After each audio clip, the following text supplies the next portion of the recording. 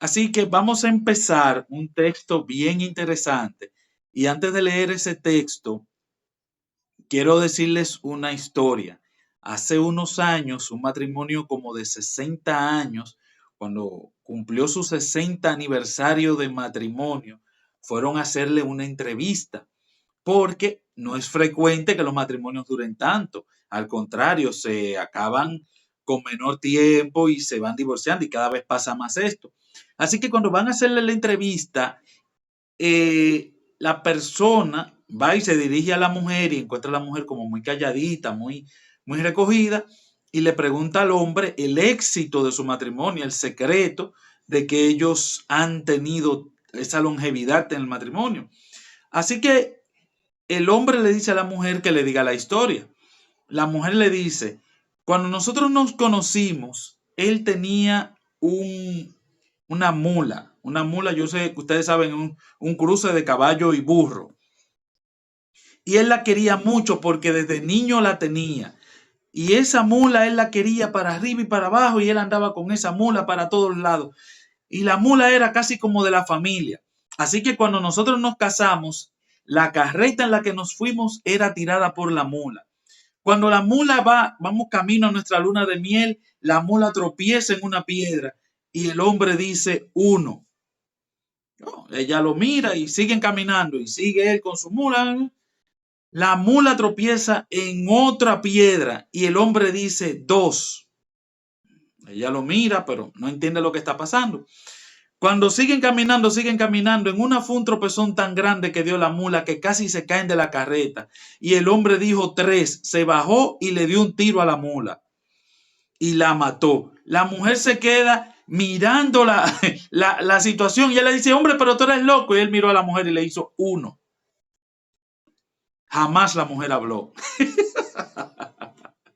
Les pregunto, la pregunta es, ¿duraron ese tiempo de matrimonio por amor o lo duraron por miedo? Fue por miedo, porque la mujer se traumatizó y dijo, si le hizo esto a la mula, a mí me va a ir peor. Tengan eso en cuenta y vamos a leer. Tengan eso en cuenta y vamos a leer nuestra lectura bíblica en Juan capítulo 14. Juan capítulo 14, desde el versículo 21 al versículo 24. Antes de leerle esto, recuerden que estos capítulos de Juan fueron escritos en un momento difícil para Jesús, porque fue en el momento de Juan capítulo 14, desde el versículo 21. Desde el capítulo 13 por ahí, más o menos, el Señor estaba en la última cena. Sí, el jueves en la noche antes de su crucifixión. Ya Judas había abandonado la escena de cuando ustedes se acuerdan que él le dijo, mira, si vas a hacer algo, hazlo presto. Y ya Judas se había ido. Y yo me imagino que Jesús los veía tan, ¿cómo les digo? Como tan cruditos a sus discípulos. Y ya él sabía que ya iba a ser crucificado y sabía lo que le iba a pasar. Incluso si vemos los versículos anteriores, vemos que él le dijo a Pedro, Pedro, tu fe te va a faltar, tú me vas a traicionar. Y Pedro le dijo, no, Señor, tú no sabes de eso. Yo soy el que hace de eso y yo, muchacho, aunque todo esto te dejen, yo voy a seguir contigo. Esa seguridad, esa falsa seguridad y estas enseñanzas que están en el capítulo 13, capítulo 14, capítulo 15, veámosla como es lo último que Jesús quiere asegurarles antes de la muerte de él. Así que nos vamos al versículo 21 y Jesús le dice, el que tiene mis mandamientos y los guarda, ese es el que me ama. Y el que me ama será amado por mi Padre, y yo lo amaré y me manifestaré a él. Judas, no el Iscariote, le preguntó, Señor, ¿por qué te has de manifestar a nosotros y no al mundo? Respondiendo Jesús, el que me ama guardará mi palabra, y mi palabra lo amará, y mi Padre lo amará, y vendremos a él y habitaremos en él. El que no me ama, no guarda mis palabras, la palabra que estáis oyendo no es mía, sino del Padre que me envió. Gracias a Dios por su santa palabra. Lo primero que nos dice es que hay dos cosas básicas en estos versículos. Nos habla de mandamientos y nos habla de amor. Son dos cosas. Y lo primero que nos empieza a decir, versículo 21, el que tiene mis mandamientos y los guarda, ese es el que me ama. Wow, qué reto nos pusieron. Yo no sé a cuál de ustedes se le ha hecho fácil guardar los mandamientos de Dios. Yo no sé a cuál de ustedes se le ha hecho fácil obedecer. Y a veces nosotros tenemos mandamientos en los que, wow, qué fácil es guardarlos. Pero tenemos otros que caramba, que miren, ahora que yo volví del Señor, yo no quiero, ¿cómo se llama esto? Airarme con las personas. Ay, pero es que a veces me la ponen difícil. A veces, wow, y tengo que respirar. Y a veces en medio del pique es que me acuerdo, Manuel, acuérdate. Y voy para atrás. Oye, qué difícil a veces se nos hacen las cosas. Porque, y se los digo para serles sincero, o sea, todos tenemos nuestras luchas, nuestros pleitos. Y nos encontramos con versículos como este en la Biblia que me dice que si no guardamos los mandamientos, si no hacemos lo que el Señor nos manda, entonces es que no lo amamos. Y nosotros sí amamos a Dios a nuestra manera imperfecta, a nuestras maneras con defectos, pero sí lo amamos. Y nosotros queremos de verdad guardar los mandamientos. Pero hay una historia interesantísima y es de una persona que se paró donde Jesús y Jesús le dijo, tienes que guardar los mandamientos.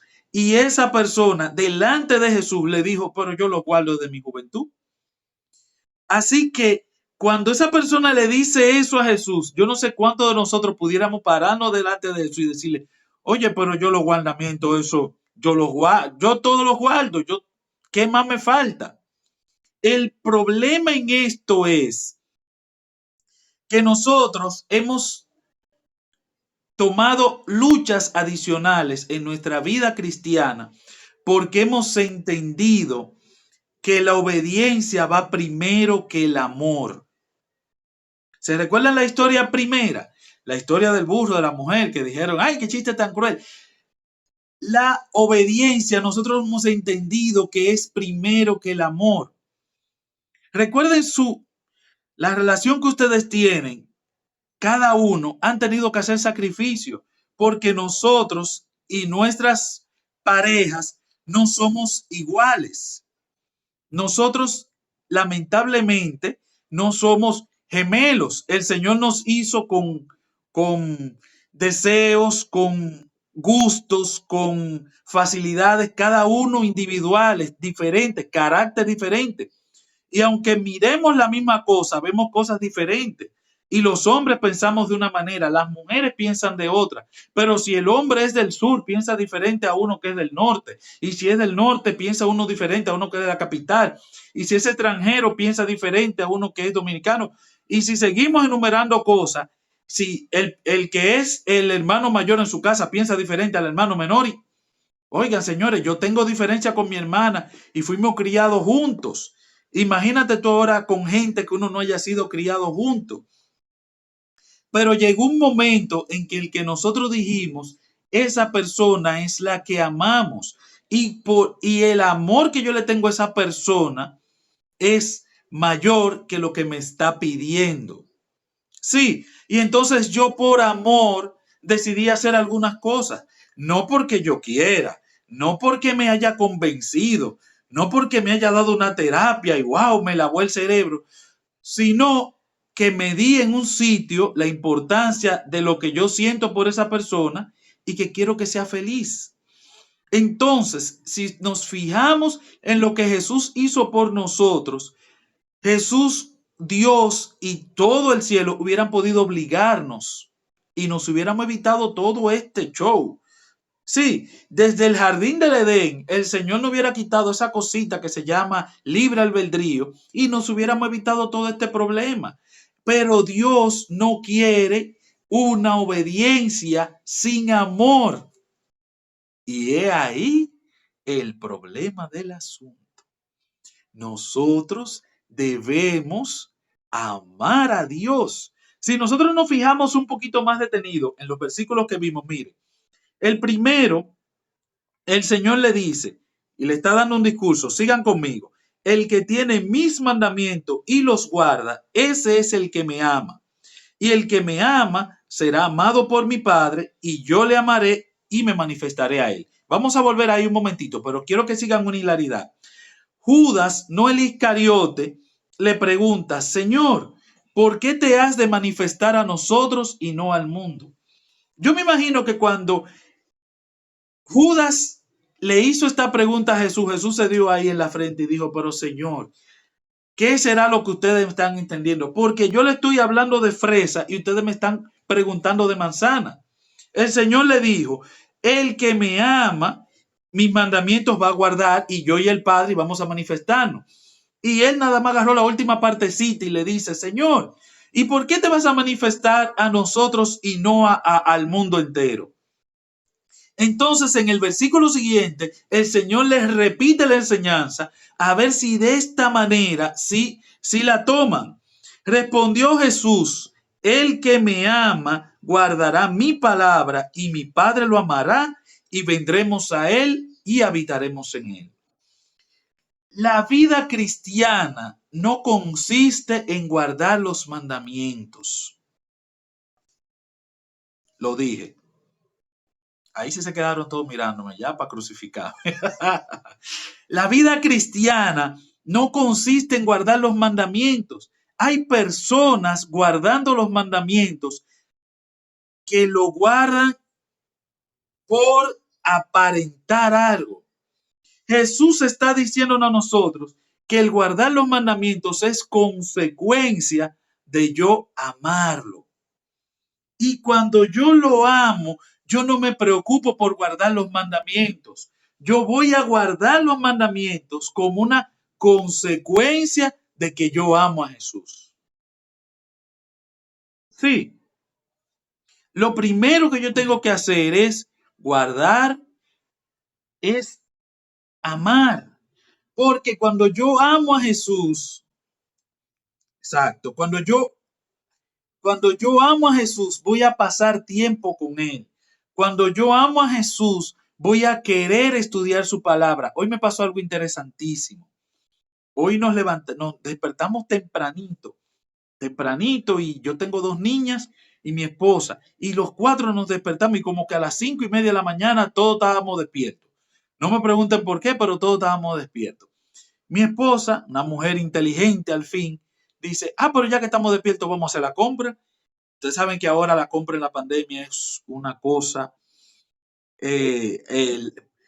Sí, hay que ir de madrugada y por el gentío y después usted tiene que agarrar la compra y desinfectarla. Es todo un show, todo un proceso. El problema es, a donde les quiero llevar es que hicimos eso para aprovechar y ya que estábamos despiertos y hoy era día feriado, bueno, y nos fuimos a la compra. ¿Qué pasa? Que en eso de la compra, de la desinfección, de la cosa, me dieron como las 10 de la mañana y yo no había tenido mi momento a solas con Dios. Yo generalmente lo hago a las 5 de la mañana.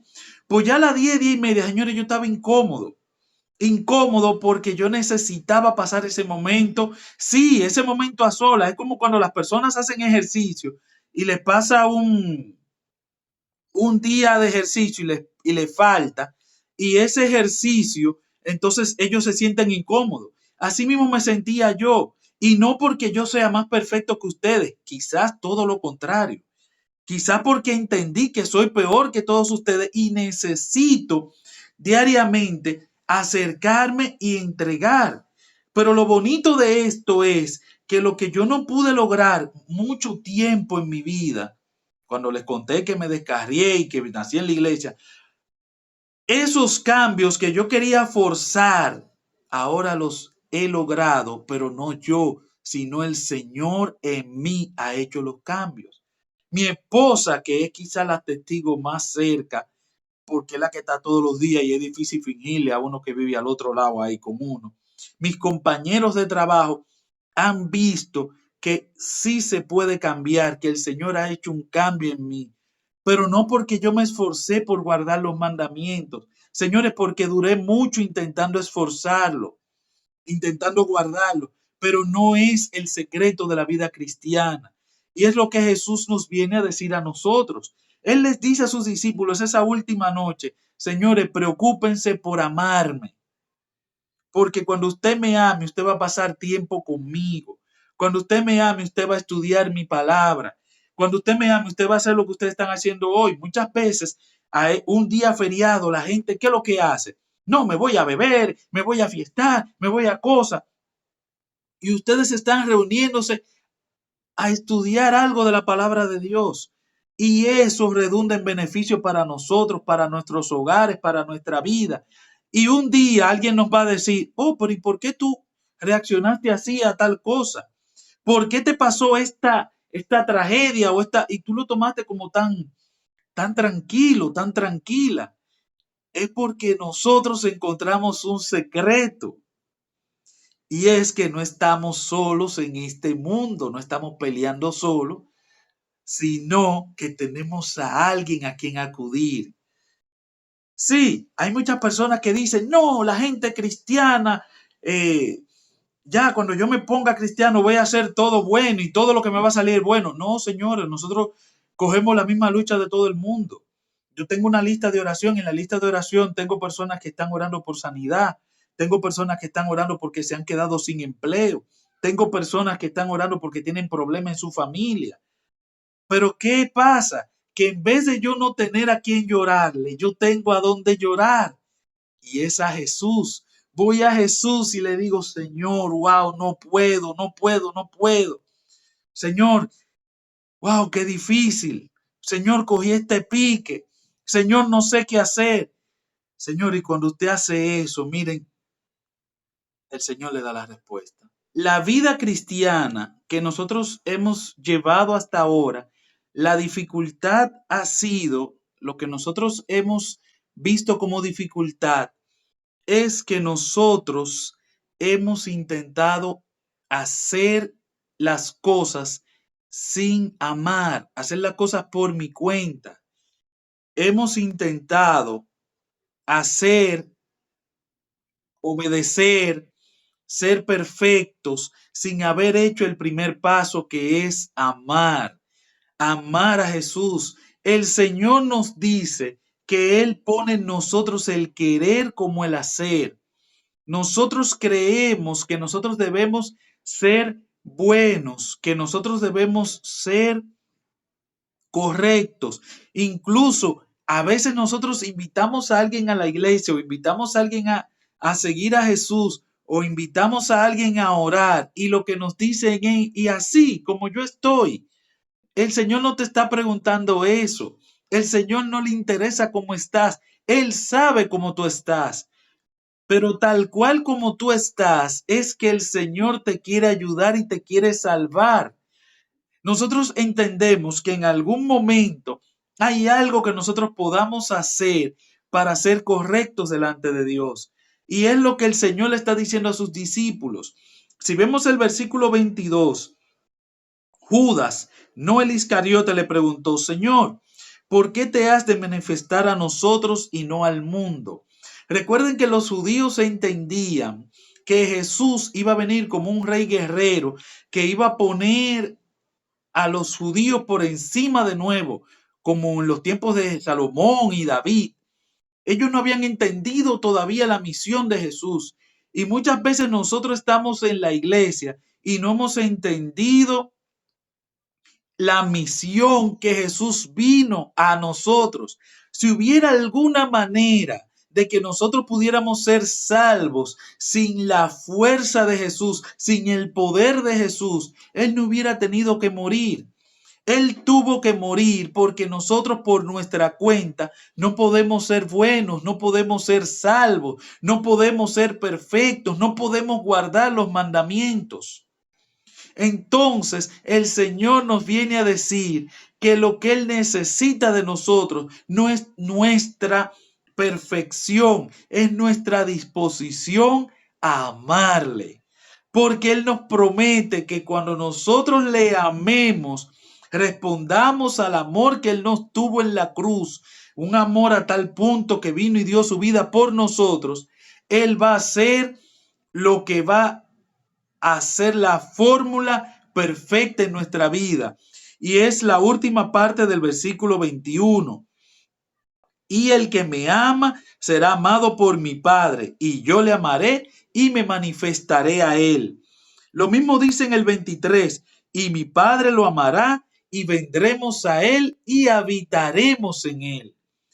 De repente nosotros no vamos a estar solos en esta lucha, sino que Dios va a habitar en nosotros. ¿Y qué ustedes creen que va a pasar cuando Dios habite en nuestros corazones?